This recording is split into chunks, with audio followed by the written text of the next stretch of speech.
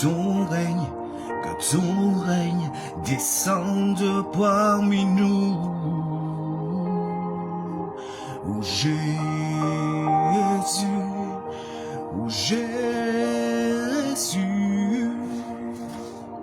je t'adore, je te célèbre, mon roi. Merci pour toutes les merveilles, Seigneur, que tu as créées, Seigneur, autour de nos vies.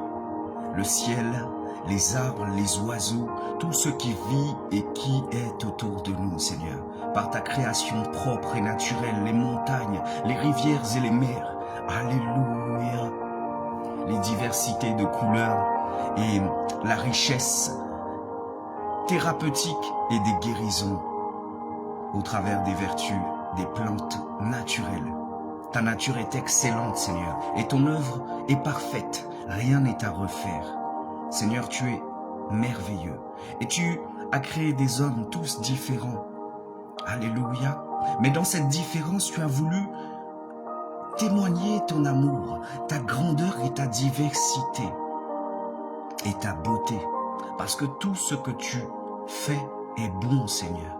Tout ce que tu es, Seigneur, est beau et merveilleux. La beauté est le résultat. Alléluia. La beauté est le résultat de la profondeur. Et c'est ce que tu fais de nous. Des personnes nées de nouveau, ayant reçu le Saint-Esprit, qui lui-même est au contrôle de nos vies. Alléluia. Merveilleux est ton nom, Seigneur. Sois glorifié, sois exalté. Sois béni encore en ce matin. Dans le nom merveilleux de Jésus, celui qui nous a aimés le premier. Alléluia. Amen, amen. Shalom, bien-aimé. Bienvenue. Je rends gloire et grâce au Seigneur pour ta vie et pour cette communion fraternelle qu'il nous donne de pouvoir partager ensemble durant ces instants. Alléluia. Et ce matin, nous voulons parler de la femme. Alléluia. Oh là là. Qui n'a jamais été émerveillé devant la femme de Proverbe 31. Je nomme et je cite la femme parfaite, celle que tous les hommes rêvent d'avoir et en qui toutes les femmes pieuses voudraient s'identifier. Alléluia. Vous pouvez et vous pourrez lire cette femme parfaite dont je vous parle et qui est le modèle parfait pour toutes les femmes dans Proverbe 31. Alléluia. Est-ce qu'une femme, durant ces instants, peut répéter après moi et dire « Seigneur, donne-moi d'être comme la femme du Proverbe 31 ». Alléluia. Dis-lui « Seigneur, voilà la prière qui monte dans mon cœur chaque fois que je lis ce chapitre. Oh Dieu, tellement que je suis fasciné par sa diligence, sa sagesse, son grand dévouement envers son mari et sa famille. Et même nous les hommes, elle est une source d'édification pour nous. Elle est même une inspiration, un souhait et une espérance pour tous ceux qui sont déjà mariés et pour tous ceux qui aspirent au mariage. Au verset 27 du Proverbe 31, la Bible nous dit qu'elle ne mange pas le pain de la paresse. Quelle merveille, n'est-ce pas les frères? Alléluia. Toutefois, il est important d'être réaliste. La femme parfaite n'existe pas, en tout cas dans ce monde. La femme du Proverbe 31 regorge dans son sein de toutes les vertus qu'on aimerait voir dans une femme. Cependant, mon frère, si tu trouves 40% dans ta femme ou ta fiancée, réjouis-toi d'avoir reçu du Seigneur une femme de valeur. Et dis-lui tout le temps à quel point tu es privilégié de la voir à tes côtés, car elle est ton bonheur et c'est une grâce de la part de l'Éternel. Alléluia. Et vous, mesdames, ne soyez pas surprises du fait que malgré tous vos efforts et toute votre bonne volonté, vous n'arrivez pas à la cheville de la femme parfaite. Oui, la femme vertueuse a mis la barre haute, mais nous ne devons pas, vous ne devez pas vous décourager, parce que si le Saint-Esprit a bien voulu inscrire cet hymne de la femme idéale dans la Bible, c'est pour qu'il nous serve de modèle, qu'il vous serve de modèle, et non pour que ce soit un sujet de frustration ou de complexe. Alléluia. Cherchez à connaître son secret. Qu'est-ce qui a fait d'elle une femme distinguée? Amen. Le Proverbe 31 au verset 30 nous dit: la grâce est trompeuse et la bonté est vanité. La femme qui craint l'Éternel, c'est elle qui sera louée. Nous relisons ensemble Proverbe 31 au verset 30. La grâce est trompeuse et la vanité et la beauté est une vanité. La femme qui craint l'Éternel, c'est elle qui sera louée. Alléluia. Comme tu l'as si bien deviné, c'est la crainte de l'Éternel qui fait la force de la femme parfaite.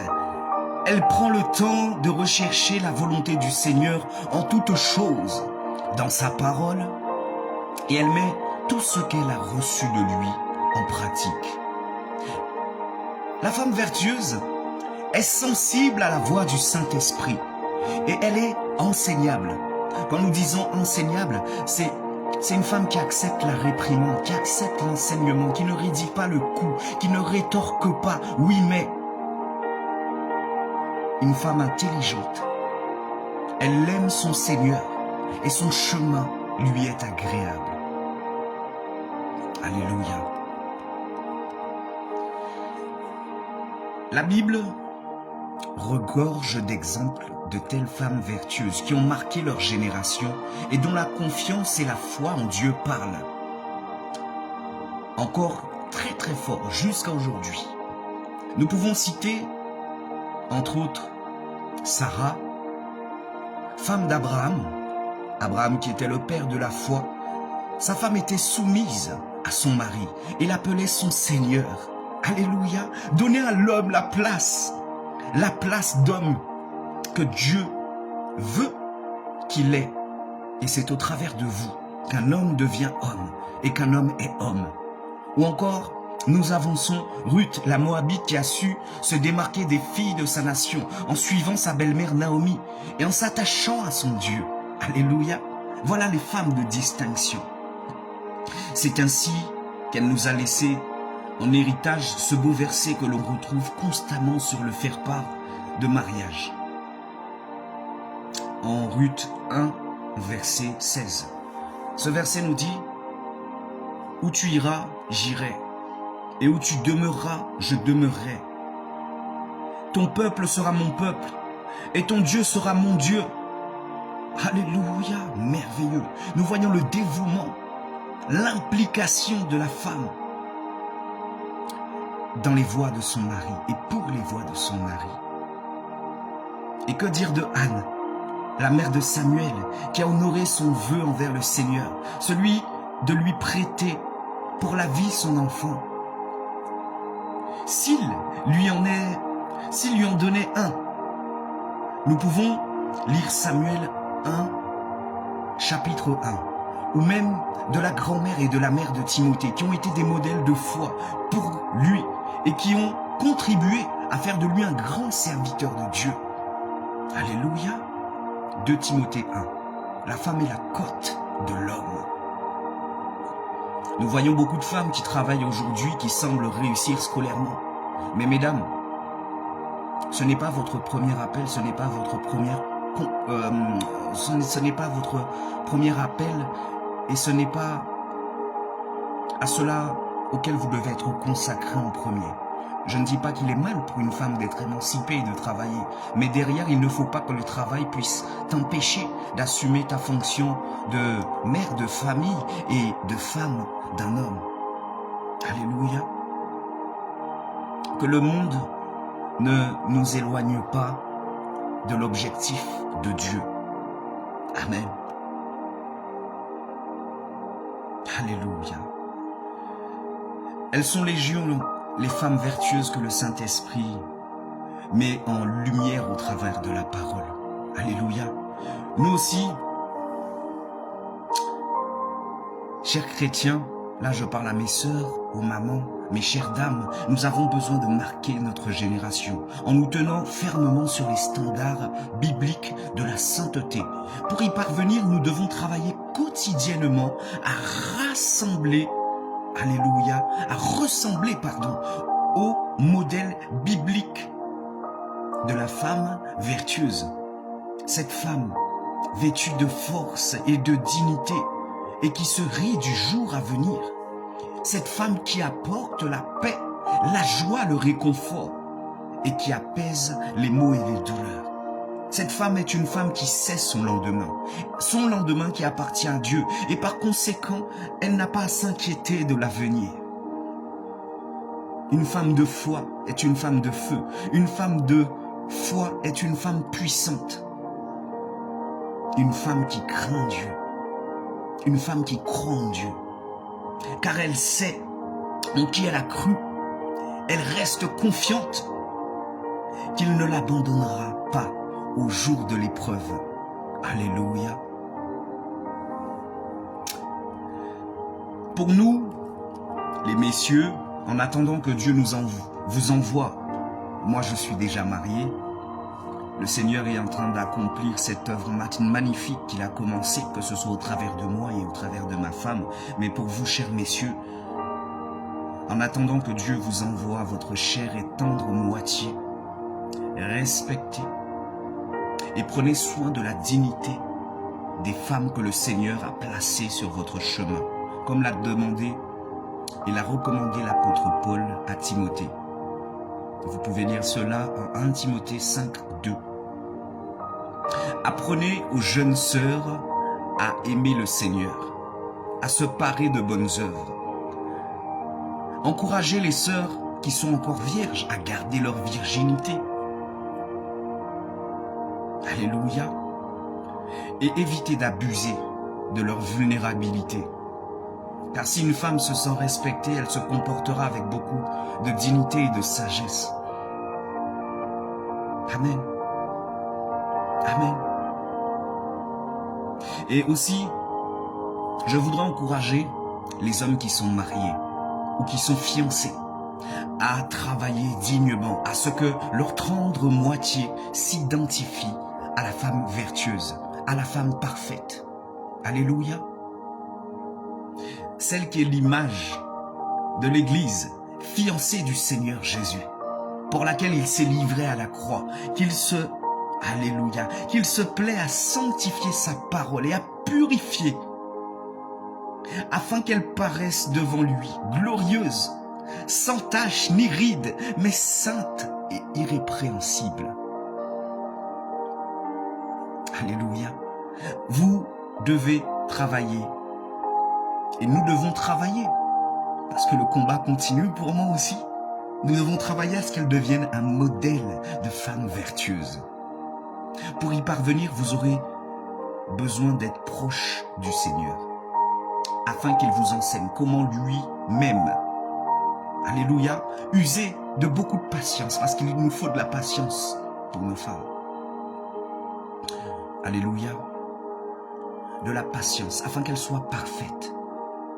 Pour terminer, je voudrais encourager toutes les femmes célibataires ou mariées à rechercher de tout leur cœur, à plaire au Seigneur. Laissez-vous façonner par notre Dieu, le Maître. Et prenez le temps de chercher sa volonté dans sa parole, par la prière.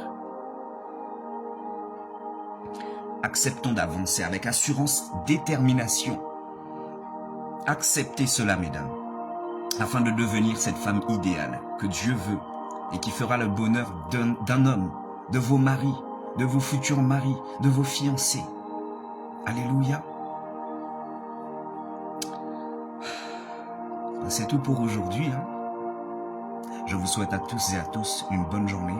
N'hésitez pas à partager autour de vous afin que quelqu'un qui traverse des moments difficiles puisse être éclairé par cette parole, que la paix demeure et soit dans tous les ménages, dans tous les foyers, dans toutes les familles et dans toutes les églises, et que l'amour de Dieu lui-même surabonde et soit le témoignage de sa paix qu'il a instaurée dans nos cœurs dès aujourd'hui. Soyez demeure richement béni au nom puissant de Jésus. C'était votre frère, votre serviteur, votre bien-aimé, Johan. Shalom, à bientôt.